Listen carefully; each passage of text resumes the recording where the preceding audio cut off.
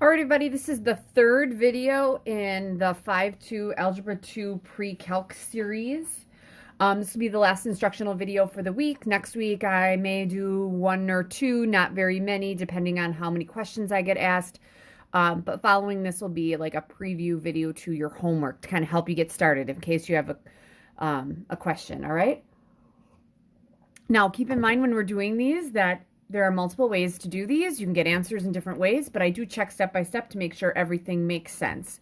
Because honestly, I could do whatever I want on the left side and write a bunch of garbage here, and it could equal that just because I wanted to, right? Because I know it has to, but you have to use the steps, all right? So here we go. Now in this one, the first thing I would do would be, rather than changing things to sines and cosines, because that seems like a hot mess, let's find a common denominator. We've done that before. So I know that my denominator has to have the secant of x minus 1, and it also needs to have the secant of x plus 1. So if I go over here, okay, this guy here on the left, isn't that missing the secant of x plus 1? All right, and then this guy over here, isn't that missing the secant of x plus minus 1? All right, so our goal again is to make this equal to 2 times the cosecant of x times the cotangent of x. And again, if at any time you want to see if you can do it on your own, just pause the video and then keep going. 1 times this is going to give me a secant of x plus 1. Now, since this is plus, I don't have to put this in parentheses. 1 times the secant of x minus 1 is going to be a secant of x minus 1. All right, so I don't have a denominator here, so what I'm going to do is a couple things here. I'm going to combine those things, and I'll do this. That's going to give me a 2 times the secant of x minus 1. And then what I'm going to do is I'm going to take this thing and, I'm sorry, it doesn't equal the secant of x plus 1 minus 1 because plus 1 and minus 1 is 0. My bad. I knew I wasn't supposed to have something up there. Then I'm going to multiply this thing through. Secant times secant is a secant squared of x. Secant times 1 is a secant of x. Negative 1 times a secant is a negative secant of x. Negative 1 times 1 is a negative 1.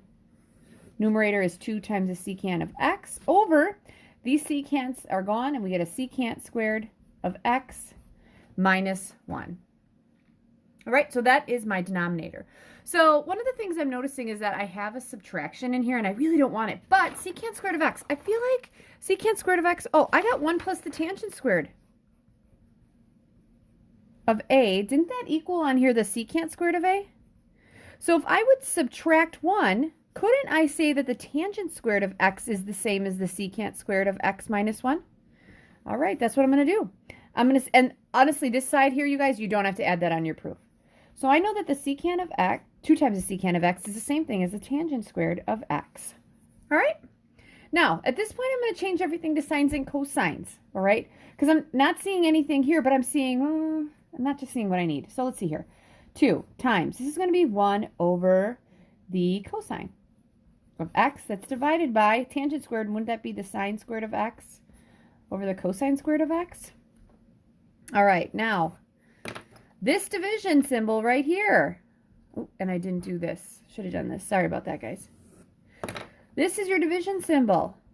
So I'm going to rewrite this horizontally. It's going to be 2 times 1 over the cosine of x. This is going to be divided by the sine squared over the cosine squared. All right, now I'm going to flip this up a little bit. I'm going to grab another sheet of paper because I'm going to finish this off. This is a longer one. All right.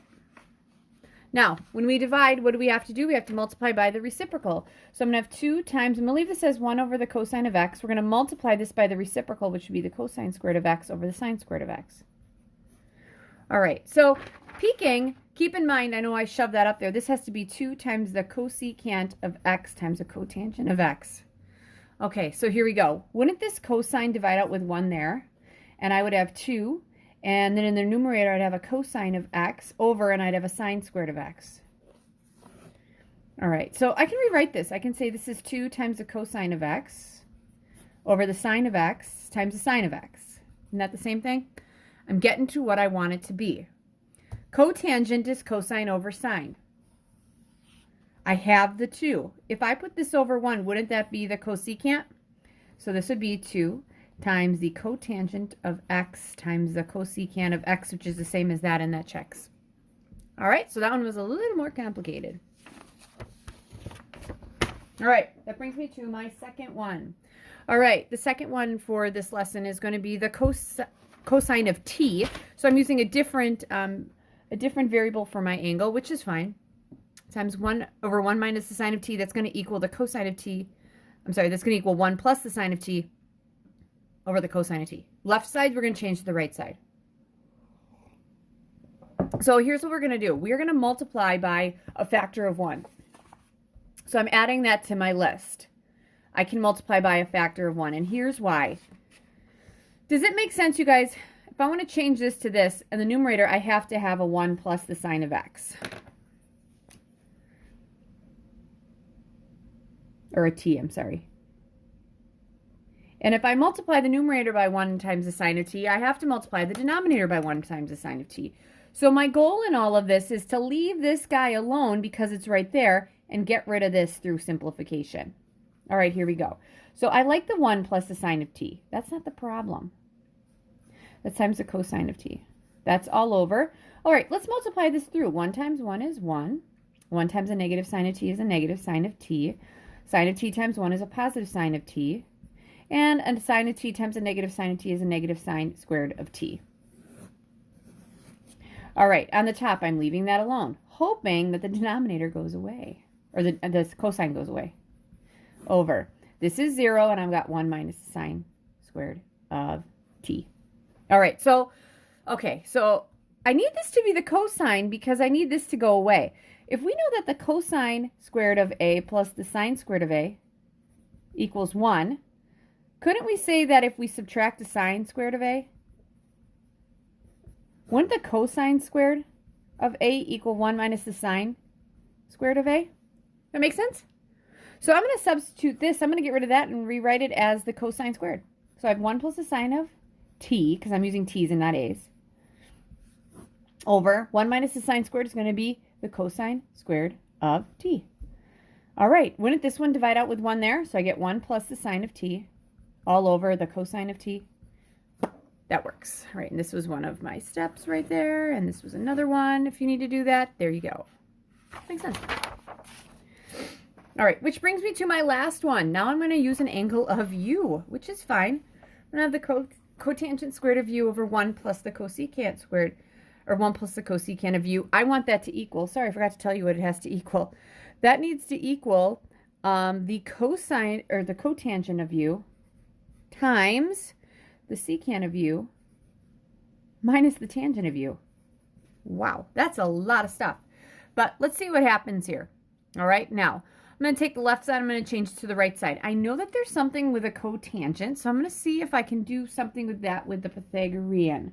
So I know that the cotangent squared of a plus 1 equals the cosecant squared of a.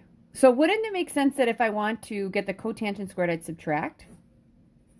So the cotangent squared of a equals the cosecant squared of a minus 1. Well, I'm going to change this numerator. Rather than it being the cotangent squared, let's change that to the cosecant squared of u minus 1, because that's what I could do, over 1 plus the cos of u. All right? All right, then next thing, what should we do? I can factor, right? So I can factor. So this would be a difference of squares on the top. So it's the cosecant of u plus 1 times the cosecant of u minus 1 all over 1 plus the cosecant of u. These two are the same. I'm left with the cosine of u. The cosecant, my bad. I don't know why I wrote the cosecant. It should have been the cosecant. There we go. Cosecant of u minus 1. All right, so here's the thing. I am actually like kind of confused about this because this is super simple and that's not quite as simple. All right, so here's what I'm going to look at here. I know that I need to have something in parentheses with a cotangent. So I'm going to take this thing and it's going to be super nasty, you guys. I'm going to take this and I'm going to say I'm going to multiply it by the cotangent of u all over the cotangent of u. All right. And the reason I'm going to do that is because I have a cotangent on the outside and I want to see what happens. All right, I'm just curious to see what happens. Now, this guy right here is going to be the same as this guy right here. I'm going to leave that alone, and I'm going to distribute this through here on the denominator, okay? Trust me. All right, so I'm going to have the cotangent of u. I'm leaving that alone, times. Okay, we're going to have the cosecant of u over the cotangent of u minus 1 over the cotangent of u. Ooh, I'm seeing some things. I'm seeing some things. I like it, because now I have this, right? Here we go. This might take a little longer because I'm going to go a little step, but let's leave this alone. What's 1 over the cotangent of u? That's a tangent of u. I need to take this thing in the middle, guys, and change it to the secant. That's super dupe. That's my next step. Okay, let's see what we're going to do. So I'm going to have the cotangent of u. That I'm leaving alone. Let's change it to sines and cosines. Wouldn't this be 1 over the sine of u? I'm going to leave this, I like this, like making this darker. That's my division sign. Over the cosine of u over the sine of u. That's minus the tangent of u. Okay, because I like the tangent. That's there. I'm done. I got these two parts. I need that to be the secant. All right, I'm going to flip up and get a little bit more paper here, keeping in mind, because I know I'm actually still on here. Should be okay. I'm almost done. Okay, next thing. I'm going to have the cotangent of u times the quantity. Okay, this is multiplying by the reciprocal. So I'm going to take 1 over the sine of u. I'm going to multiply it by the sine of u over the cosine of u. I'm not going to do that middle step just because I'm trying to finish quicker. What happens here? The signs divide out. I have the cotangent of u times 1 over the cosine of u minus the tangent of u. Well, isn't this the secant?